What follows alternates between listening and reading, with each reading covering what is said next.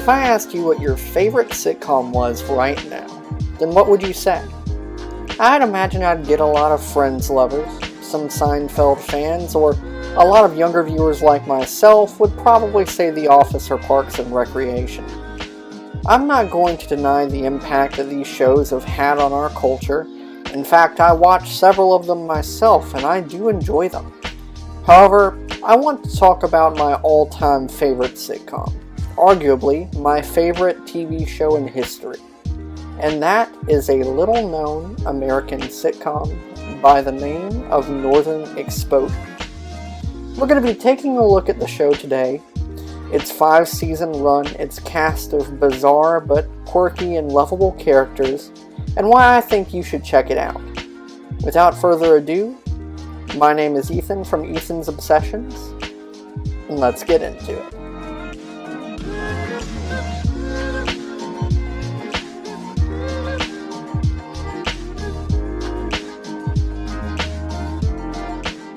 The premise of the show doesn't sound too different from the run-of-the-mill sitcom of its time. Joel Fleshman, a big city New York doctor, is forced to pay off his student loans to the people of Alaska by serving as a general practitioner in the quiet town of Sicily. In this town lives the philosophical radio DJ Chris, the 60-year-old bartender Holling and his barely legal girlfriend Shelley, the hot-headed and arrogant ex-astronaut Maurice Minifield, Fleshman's mortal enemy Maggie, and an Indian film buff named Ed. The show often portrayed a fair mix of comedy and psychological or philosophical situations, framing it in a way that would make you laugh, but would also make you think.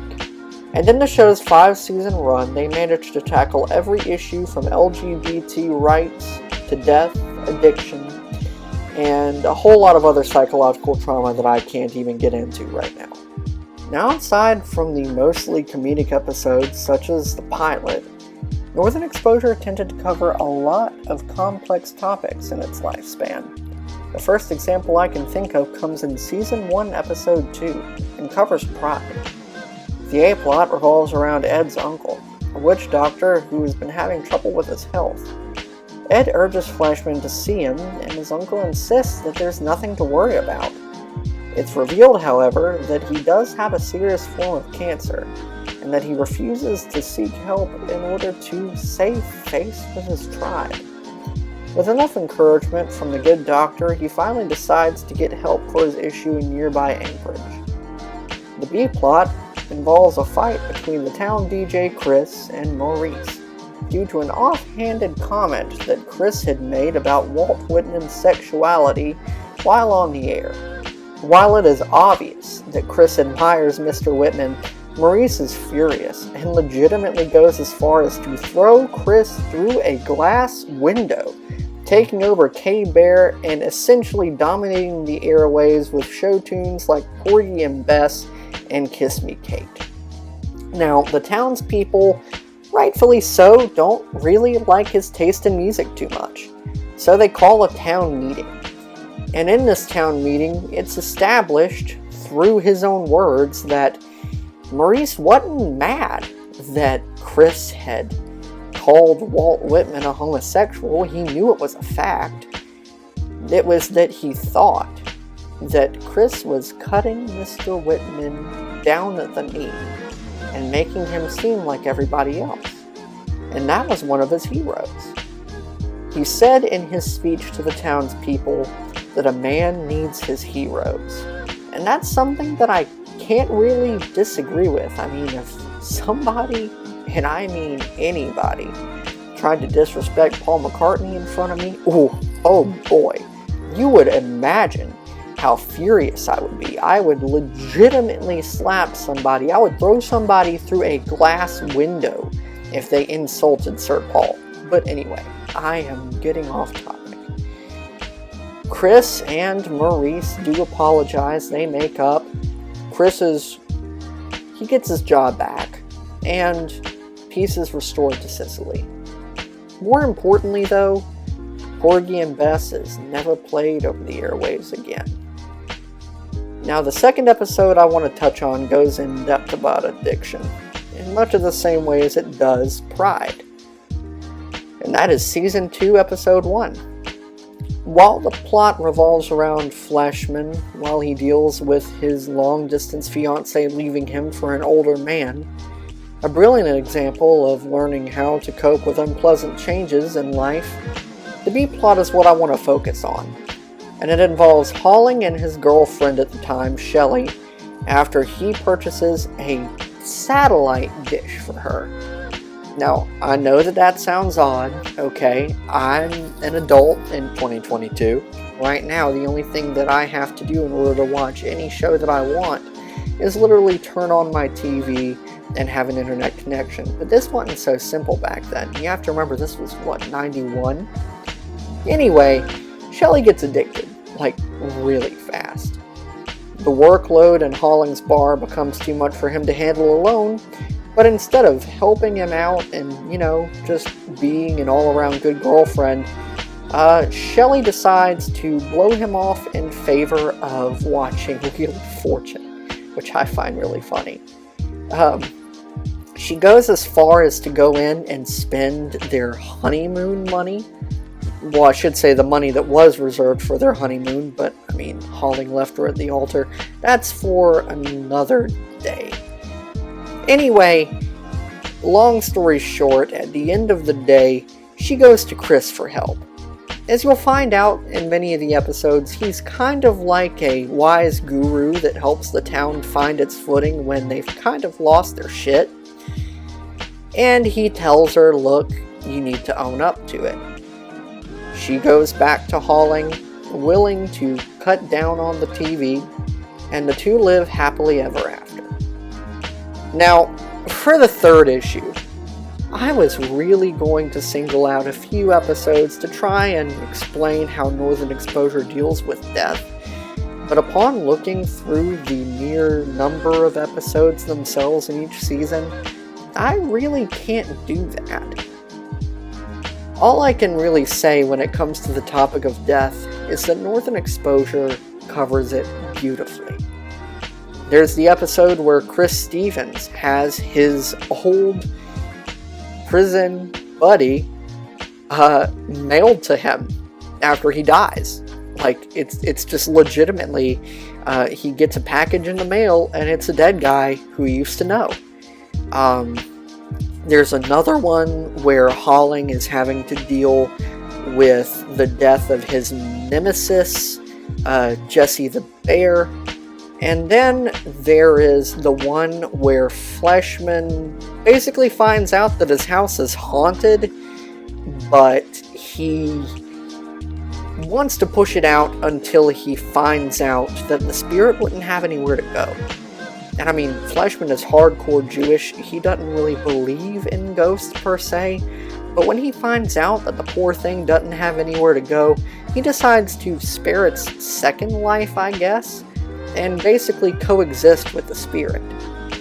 It also wouldn't be a Northern Exposure video without talking about how literally every single one of Maggie's ex-boyfriends died in some sort of weird, horrific accident. Emotional, damn it! Including but not limited to having a satellite fallen on them and freezing to death in the middle of the Alaskan wilderness. Take your pick. As a side note, there are also several episodes that deal with things like LGBT, community rights. The town founders of Sicily were actually a lesbian couple. Rosalind, and I can't remember her partner's name, and the controversy that surrounded the whole thing. And then it also covers racism, when Chris finds out that he actually has a half-black brother. Needless to say, guys, and I'm just speaking honestly here, I tried to stay on script. I really did. You can probably tell where I kind of veered off script. Obviously right now I'm just not on script, but that's because I couldn't find a way to encapsulate how genius this show is. I don't think that any other sitcom could take the issues that Northern Exposure took and present them to people in a way that not only they could understand, but in ways that they could learn from and in ways that they could laugh at. I mean, it's ridiculous the amount of episodes that are just insanely funny, but insanely smart at the same time. And not like Rick and Morty smart, okay? I know people say you have to have a high IQ to enjoy Rick and Morty, but honestly, you would have to have a higher IQ to be able to understand Northern Exposure. Now, I might be exaggerating there, obviously. But my point is that, at least to me, there has been no other show like it. Now, like I said at the beginning of this video, that's not to discredit other sitcoms. That's not to discredit The Office. I've watched The Office at least 5 times all the way through. And that's even counting seasons 8 and 9. Alright? Most people don't even count those. But I do. And I've watched them. And I've loved them. But to me, nothing comes close to Northern Exposure. Now, the good news is, and this is honestly brand new information to me, I didn't know this until probably 2 days ago before I started recording this script. You can watch Northern Exposure online. I used to not think you could do it. I actually went out to my local Barnes & Noble and I bought an entire box set of Northern Exposure DVDs just because I wanted to watch it. And we already owned them. My mom actually brought me up on it, but I just wanted some for myself for whenever I got out on my own. So, the good news is that if you want to check out this masterpiece of modern television, if you want to laugh, if you want to think, if you want to spend a few hours of your day in the faraway town of Sicily, Alaska, just enjoying the scenery, you can. More specifically, you'll be able to watch, to my knowledge, all the episodes on Dailymotion. If you can handle reverse lettering and mirroring of the actual image, because I'm pretty sure they just ripped off the DVD, then I would definitely recommend at least dedicating 60 minutes to watching the first episode. If that's not your cup of tea, trust me, I get it. It's not everybody's. But I guarantee you, I promise you, that if you give it a shot, if you just watch the first episode, I would make it to the second episode. The second episode was really fire. Then you would not regret it. You get attached to these characters. I mean, honestly, and you start to see yourself in them. There's so many times throughout the day where I'll say something or I'll think something and I'll be like, huh, that sounded a lot like Fleshman. Or I'll look at myself in the mirror or walking past a store and be like, damn, I look like Maurice. My point is that you won't regret it. So go ahead and pause this video. You can leave now if you want to, if you're even still here. And go watch yourself some Northern Exposure. I've been Ethan from Ethan's Obsessions, and I'm signing off. Have a good one.